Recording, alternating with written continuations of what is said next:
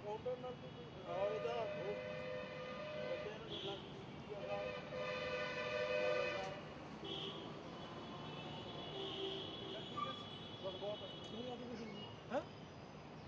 वो तो कट हो जाएगा ना।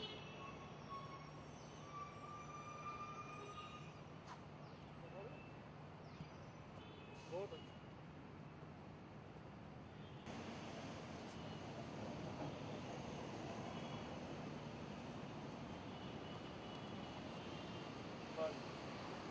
बोर्ड का सोच रिव्यू ले लो।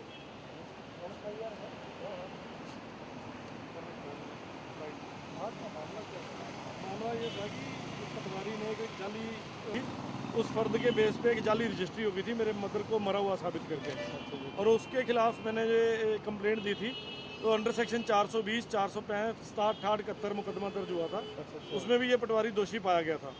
फिर जब मैंने उस इंतकाल की फर्द जो इसने जारी करी, सरकार से पूछा था कि क्या इसने वो 20 रुपए जमा कराए हैं सरकारी फीस, तो पता लगा कि इसने वो सरकारी फीस पैसे जमा नहीं कराए, जिसके बेस पे वो रजिस्ट्री हुई थी।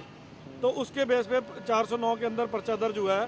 इस पर्चे को दर्ज कराने के लिए मुझे 3 साल का मेहनत लगी है जी, और मेरे लाखों रुपए और जिंदगी के कीमती साल खराब हुए हैं। और अभी भी पटवारी इतना चालाक है, मजिस्ट्रेट ने इंक्वायरी इसके खिलाफ करी है, डिप्टी कमिश्नर ने लिखा है कि ये दोषी है, पुलिस ने पूरी डीएसपी की तरफ से इंक्वायरी कराई, एसएचओ की तरफ से इंक्वायरी कराई, उसमें भी ये दोषी पाया गया है। पर ये इतना चालाक है कि कोई ना कोई एप्लीकेशन दे पुलिस गिरफ्तार नहीं कर सकी। और ये बाइट लेता, बाइट ले लेता।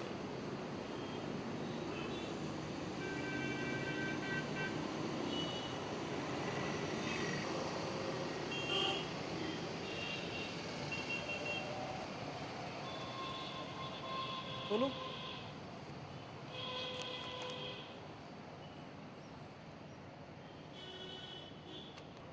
ये बदनीति है, इसने ये गलत की।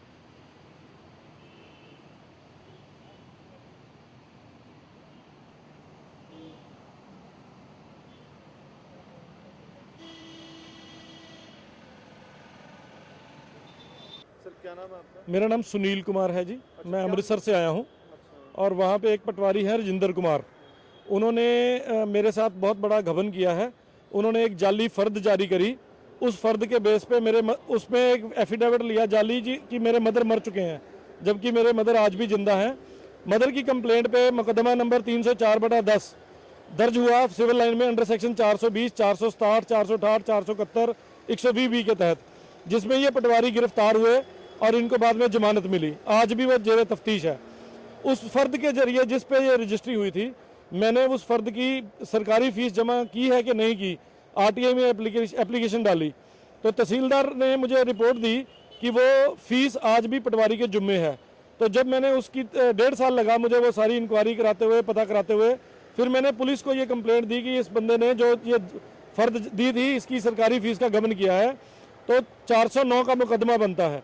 तो पुलिस ने प्लस लैंड रेवेन्यू मैनुअल की किताब दी, उसके ऊपर मजिस्ट्रेट इंक्वायरी हुई, डिप्टी कमिश्नर ने इंक्वायरी हुई, डीएसपी ने इंक्वायरी करी, एसएचओ सिविल लाइन ने इंक्वायरी करी, सब ने इस पटवारी को दोषी पाया। पाने के बाद इसके ऊपर 409 का मुकदमा दर्ज हुआ।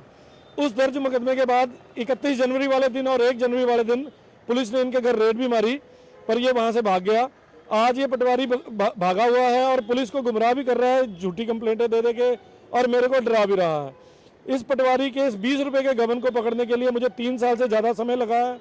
मेरी ज़िंदगी का कीमती समय गया है, लाखों रुपए खर्च हुए हैं, और हम आज भी डर के अपने घर में जी रहे हैं कि ये बदमाश लोग कुछ भी हमारे साथ बुरा कर सकते हैं।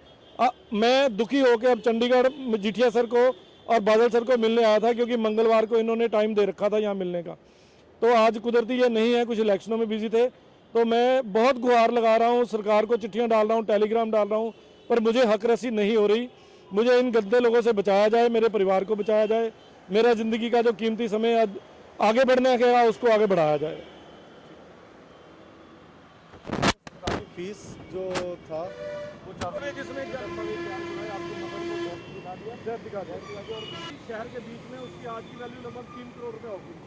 अच्छा, कब का मामला है ये? 2010 का मामला है जी, जब 304, 420, 460, 460, 470, 120B 60 लोग हैं जो सारे मिलके दोषी पाए गए थे। अच्छा, उसमें मुकदमा चल रहा है, इनकी जमानत पर है? तो अभी ये जमानत पर है, अभी बाकी आगे कार्रवाई पुलिस कर रही है। लोग भगौड़े भी हैं, उनके ऊपर एब्सकॉन्डिंग का और पीओ डिक्लेयर कराने की प्रोसीडिंग चल रही है। चल रही है, अदालत में मामला चल रहा है जी। और उसके बावजूद आपने एक आरटीआई लगाई। एक और बड़ी अच्छी चीज़ बताना चाहता हूँ, मैंने तो 20 रुपये का घमंड ढूंढने के लिए ये किया था, प्लस ये साबित करने के लिए कि जो फर्द इसने दिया वो जाली है।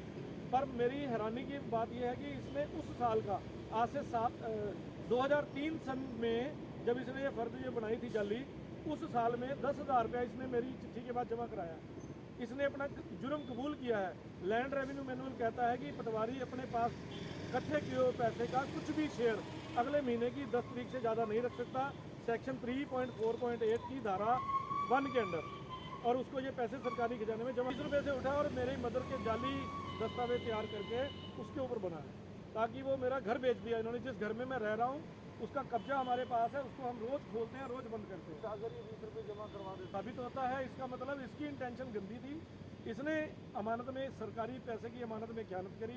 अगर मैं कंप्लेंट ना देता तो ये पैसे जमा ना कराता। फिर 409 का मुकदमा दर्ज हुआ है। मुकदमा 409 का इसी वजह से दर्ज हुआ।